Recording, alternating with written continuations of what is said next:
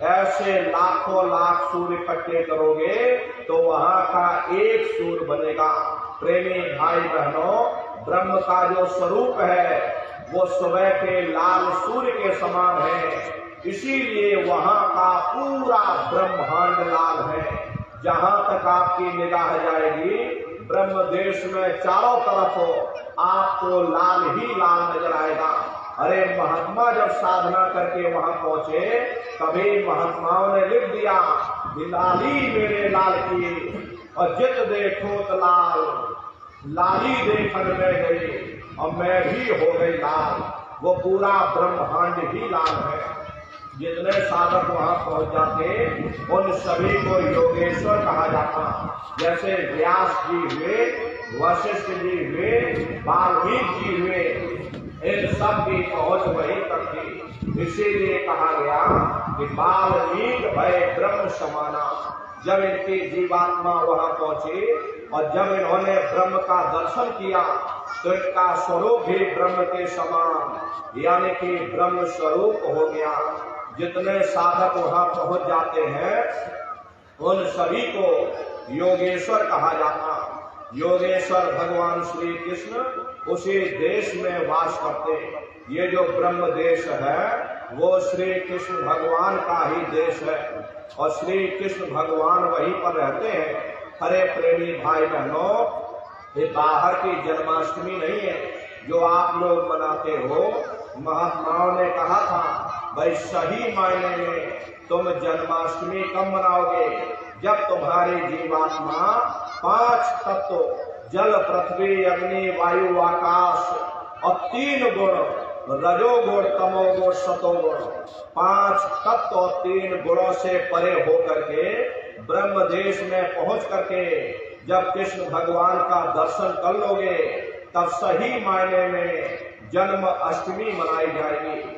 वहां कृष्ण भगवान का दर्शन करने के बाद फिर तुम्हारी जीवात्मा तीसरे मंडल के शब्द को पकड़ करके तीसरे मंडल की चढ़ाई करेगी। आगे पहुंची शून्य घंटार ररंकार धुन सुनी पुकार, आगे श्वेत शून्य है भाई और मान सरोवर पेट नहाई। उसी के ऊपर तीसरा देश आता जैसे महात्माओं ने शून्य देश कहा, उसी को रारंग देश कहा जाता, उसी को अक्षर और नेति कहा जाता। वहां के जो मालिक हैं वो रारंग पुरुष यानी कि पार ब्रह्म पुरुष हैं। वहां किन्नरी और सारंगी 2 धुनें उस लोक में गूंजती रहती और पार ब्रह्म पुरुष का जो स्वरूप है वो पूर्णमासी के चंद्रमा के समान बड़ा ही मनमोहक स्वरूप है। इसी स्थान पर प्रेमी भाई बहनों एक बहुत बड़ा अमृत का सरोवर बना जैसे महात्माओं ने मान सरोवर कहा।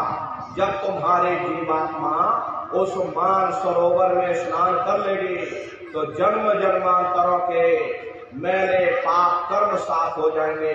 अरे यहाँ के पानी से तुम्हारे कर्मों की सफाई नहीं होने वाली। ये बाहर का पानी तुम्हारे शरीर के मैल को धो सकता, लेकिन जो पापों का मैल है, जो अंतःकरण में गंदगी जमा, वो जब साफ होगी जब आप तीसरे मंडल पर पहुंच करके उस गंगा में डुबकी लगाओगे। उसमें स्नान करने के बाद ये जीवात्मा हंस रूप हो जाती। हंसन मिले हंसा हो जाई, मिले जो अमी हारा है। जीवात्मा का खुद का प्रकाश उस अमृत के सरोवर में स्नान करने के बाद 16 सूर्य के बराबर हो जाता। तो फिर यही जीवात्मा चौथे मंडल के शब्द को पकड़ करके चौथे मंडल की चढ़ाई करती है। 2 पर्वत के संग निहारो और भंवर गुफा ते संत पुकारो। 2 पर्वतों को पार करने के बाद बड़ा सुंदर देश आता जैसे महात्माओं ने भंवर गुफा कहा। वहां के जो मालिक हैं वो सोहन पुरुष हैं। वहां बंसी यानी मुरली की मधुर ध्वनियां सदा उस लोक में उच्चारण होती रहती।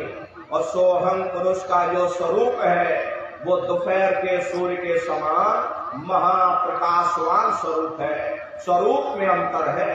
पहले स्थान पर निरंजन भगवान का जो स्वरूप था वो ज्योतिष स्वरूप था। दूसरे स्थान पर ब्रह्म का जो स्वरूप है वो सुबह के लाल सूर्य के समान है। तीसरे स्थान पर पार ब्रह्म का जो स्वरूप है वो पूर्णमासी के चंद्रमा के समान है।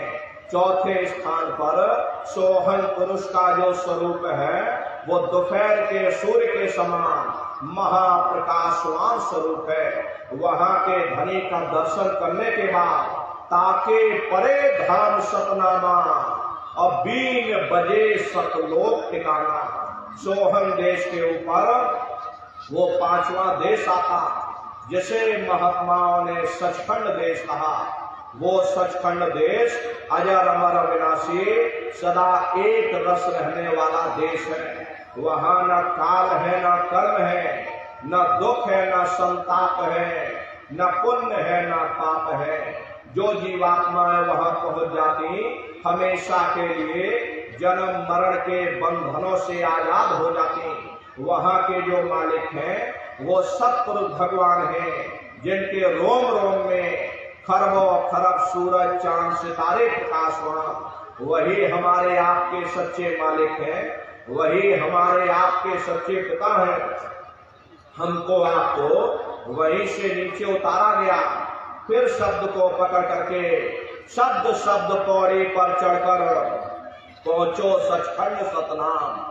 शब्द की सीढ़ी हर मंजिल पर लगा रखी। आपने भजन किया, घंटे शंख की आवाज को पकड़ा तो आप पहले स्थान पर पहुंच जाओगे।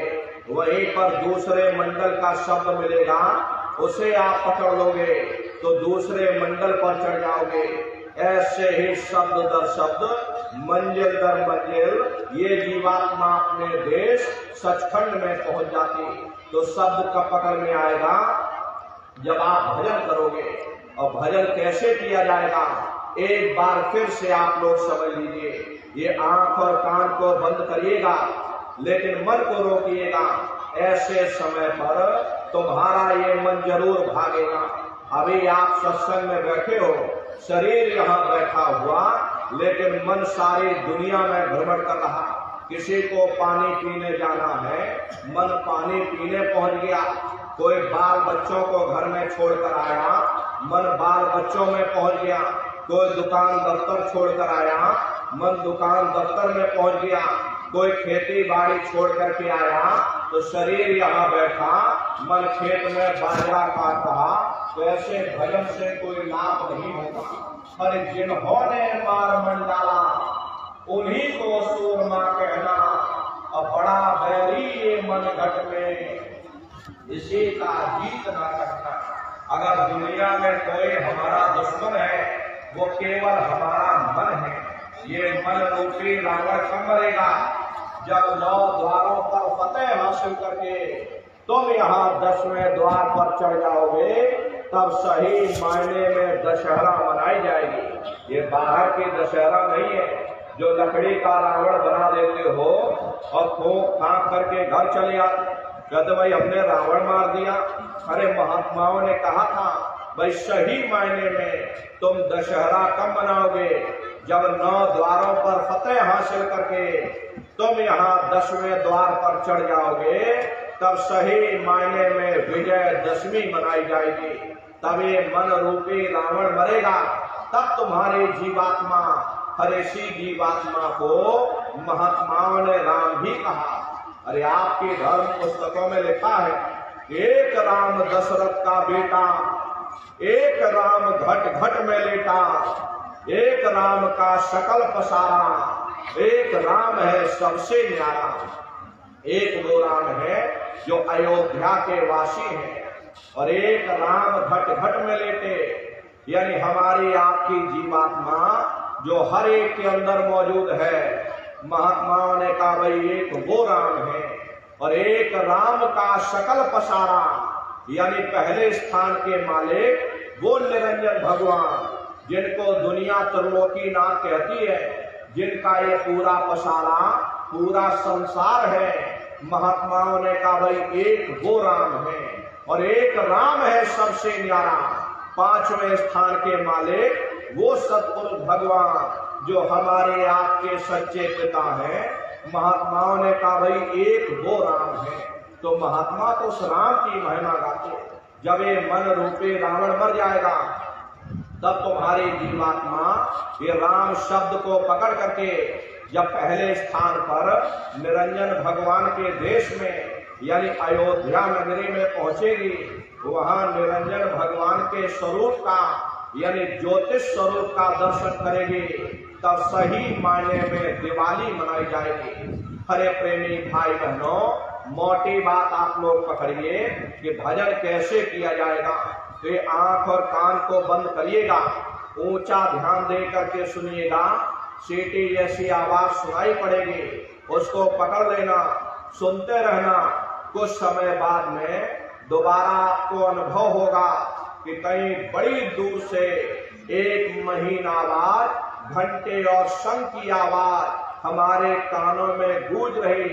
जब घंटे शंख की आवाज आपको सुनाई पड़ने लग जाए, तब आप सीटी की आवाज को छोड़ देना और घंटे शंख की आवाज को पकड़ लेना। एक बार प्रेमी भाई बहनों, आप उस आवाज को पकड़ लो, फिर वो आवाज आपको नहीं छोड़ेगी, खींच करके शरीर से बाहर कर दो। तो रोज आना, रोज जाना, रोज ब्रह्मांडों की सैर करना, रोज देवी देवताओं के दर्शन करना, रोज राम के दर्शन करना, रोज कृष्ण के दर्शन करना। तो प्रेमी भाई बहनों, ये रास्ता आपको बताया गया, सुमरन, ध्यान और भजन। रास्ता बिल्कुल सच्चा है, आप करोगे आपको अनुभव होगा, दिखाई भी देगा और सुनाई भी पड़ेगा। लेकिन इतना ध्यान रखिएगा, जो भी आपको दिखाई सुनाई पड़े अपने अंदर हजम करिएगा। ये गूंगे की मिठाई है, ये परमार्थी दौलत है। आप अपनी दौलत को घर में कितना छिपा करके रखते हो, कोई बाजार में ढिंढोरा नहीं पीटता मेरे घर में इतनी दौलत रखी। अगर ढिंढोरा पीटोगे चोर चोरी कर ले जाएंगे। ऐसे एक प्रेमी भाई बहनों, वो परमार्थी दौलत है, जितना उसको छिपा करके रखोगे उतना रास्ता खुलता चला जाएगा। तो भजन, ध्यान, सुमरन नित्य नियम से आप लोग करिएगा। नागा नहीं होना चाहिए। अरे शरीर को भोजन देते हो, सुबह दोपहर शाम खाते रहे, लेकिन कभी आपने विचार नहीं किया कि ये जीवात्मा जो जन्म जन्मांतरों से भूखे प्यासी बैठी, कभी आपने इसको भोजन नहीं दिया। पर इसका भोजन शब्द है, इसका भोजन नाम है। अपना ये नियम बनाइए कि पहले हम अपनी जीवात्मा को भोजन देंगे, फिर अपने शरीर को भोजन देंगे। अगर ये नियम आपका बन गया तो आपका लोक भी बन जाएगा, परलोक भी बन जाएगा। हरे प्रेमी भाई बहनों, मालिक को पाने के लिए तुम्हें घर बार छोड़ने की जरूरत नहीं है, तुम्हें समाज छोड़ने की जरूरत नहीं है, तुम्हें जात बिरादरी बदलने की जरूरत नहीं। अरे जात पात के रगड़े झगड़े ये हमारे अपने नहीं है, ये सिर्फ हमारे मन की खुराफात है। आप सभी लोग बुद्धिमान हो, अपनी अपनी बुद्धि से आप सभी लोग विचार करिएगा। जब गुरु नानक साहब नहीं आए थे तब कोई सिख नहीं था, जब मोहम्मद साहब नहीं आए थे तब कोई मुसलमान नहीं था, जब ईसा मसीह साहब नहीं आए थे तब कोई ईसाई नहीं था। और पीछे लौटते चले जाओ तो केवल मनुष्य ही मनुष्य रह जाते। ये रगड़े झगड़े किसने पैदा किए? ये हमने आपने पैदा किए। हरे नर नारियों, दुनिया में कोई भी महात्मा यहाँ ना कोई कौम बनाने आता, न कोई महात्मा यहाँ पर मजहब चलाने आते, न कोई यहाँ पर पंथ चलाने आते, और न ही आप हमारे हाथों में डंडे और तलवारें देने के लिए आते। अरे आप तो सच्चा मार्ग, सनातन मार्ग समझाने के लिए इस धरा भूमि पर शरीर रूप में अवतरित होते। इसीलिए महात्मा समझाते हैं, वह जाति पाति पूछे नहीं कोई, और हरि का भजे सो हरि का होई। लोग यहाँ जात पात बनाते बनाते मर गए, लेकिन नर नारियों, जब तुम्हारी जीवात्मा इस मनुष्य रूपी चोले को छोड़ करके ऊपर धर्मराज की कचहरी में पहुंचेगी, वहां न तुमसे ये पूछा जाएगा कि तुम किस जाति के हो, तुम किस कौम के हो, तुम किस मजहब के हो, तुम हिंदू हो या मुसलमान हो, तुम हिंदुस्तान से आए हो या तुम सीधे पाकिस्तान से आ रहे। अरे वहां तुम्हारे कर्म देखे जाएंगे, भक्ति भाव देखा जाएगा, मालिक से मिलने का प्रेम और प्यार देखा जाएगा। इसीलिए महात्मा समझाते हैं वह मालिक को पाने के लिए तुम्हें जात बिरादरी बदलने की जरूरत नहीं है, तुम्हें समाज छोड़ने की जरूरत नहीं है, तुम्हें बाल बच्चे छोड़ने की जरूरत नहीं है, तुम्हें घर परिवार छोड़ने की जरूरत नहीं है, तुम्हें जंगल और पहाड़ों में जाने की जरूरत नहीं है, तुम्हें साधु सन्यासी और बाबा बनने की जरूरत नहीं। अरे भाई तुम अपने अपने घर परिवार में रहो, अपने अपने बाल बच्चों के साथ रहो, मेहनत और ईमानदारी से काम करो और 24 घंटे में घंटा 2 घंटा अपनी जीवात्मा के कल्याण के लिए सुरत शब्द नाम की कमाई यानी कि सुमरन ध्यान और भजन करिएगा। हरे नर नारियों, यही दौलत तुम्हारे काम आएगी, बाकी सब यही पड़ा रह जाएगा। बड़े बड़े राजे महाराजे आए, सारी जिंदगी उन्होंने ये किला बनाते बनाते बुझा दिया। आज उनके किलों को जाकर देखो, आज खंडहर बने पड़े हुए। विश्व विजेता सिकंदर सारी दुनिया पर राज करने का ख्वाब देखता था, वो भी मुट्ठी खोल करके चला गया। कोई क्या साथ लेकर जाएगा? जो चीज तुम्हारे साथ में जाने वाली वो केवल मालिक की भक्ति है। इसलिए प्रेमी भाई बहनों, वो दौलत कमा लो जो अंत समय में तुम्हारे काम आवे, वरना ये समय तुम्हारा निकलता चला जा रहा। ये श्वासों की पूंजी दिन प्रतिदिन कम होती चली जा रही। हम लोग कहते हैं कि भाई हमारी उम्र बढ़ रही, अरे आपकी उम्र बढ़ नहीं रही, आपकी उम्र दिन प्रतिदिन घटती चली जा रही। ये चंद श्वासों की पूंजी दिन प्रतिदिन कम होती चली जा रही। एक समय ऐसा आएगा ये बुलबुला तुम्हारा फूट जाएगा, फिर न जाने तुमको दोबारा मनुष्य शरीर मिले ना मिले। अरे तुम भटकते रह जाओगे नरकों और चौरासियों में। इसलिए प्रेमी भाई बहनों, अहो भाग्य है आपका, तुमको ये मनुष्य शरीर मिल गया। इस मनुष्य रूपी मंदिर में बैठ करके वो आत्म धन कमा लो, वो रूहानी खजाना कमा लो, जिससे तुम्हारे जीवात्मा का कल्याण हो जावे। तो सुमरन ध्यान और भजन नित्य नियम से आप लोग करिएगा। और प्रेमी भाई बहनों, सभी लोग शाकाहारी रहिएगा, क्योंकि हमारे गुरु महाराज ने शाकाहार पर विशेष जोर दिया। हमारे गुरु महाराज बराबर कहते थे, यह बच्चा तुम लोग शाकाहारी रहना, शाकाहार का प्रचार करते रहना, इसी से देश और दुनिया में भारी परिवर्तन होगा। हरे नर नारियों, परिवर्तन कोई कानून बनाने से नहीं होता, परिवर्तन कोई आंदोलन करने से नहीं होता, परिवर्तन कोई तोड़ फोड़ करने से नहीं होता। परिवर्तन तब होता है जब लोगों के विचार बदलते, लोगों की भावनाएं बदलती। विचार जब बदलेंगे जब लोगों का खान पान शुद्ध होगा। हर देशी कहावत है, जैसा खाए अन्न वैसा होए मन। जब इंसान पशुप्रति भोजन करेगा उसकी बुद्धि स्वतः ही पशुओं जैसी हो जाएगी, सोच विचार उसका चिंतन स्वतः ही पशुओं जैसा हो जाएगा।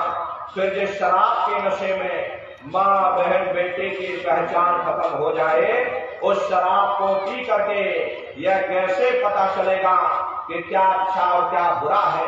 यही कारण है कि आज हर समाज में ये दुनिया भर के अत्याचार और दुनिया भर के व्यभिचार फैले हुए। अरे हम लोग मंदिर बनवाते हैं, उन मंदिरों में नहा धो करके जाते, कहते भाई परमात्मा के रहने की जगह है, हमको नहा धो करके जाना चाहिए, फूल अगरबत्ती ले जाना चाहिए। कोई उन मंदिरों में कूड़ा कचरा नहीं डालता। अगर कूड़ा कचरा डालोगे तो आपस में लाठियां चल जाएंगी।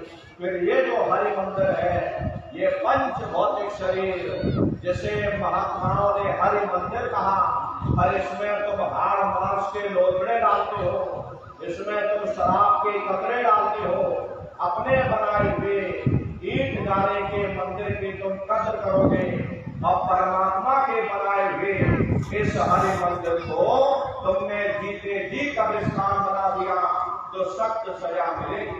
हरे महात्माओं ने लिखा है, विद्युत भर मच्छी खाएंगे और कोटि काशी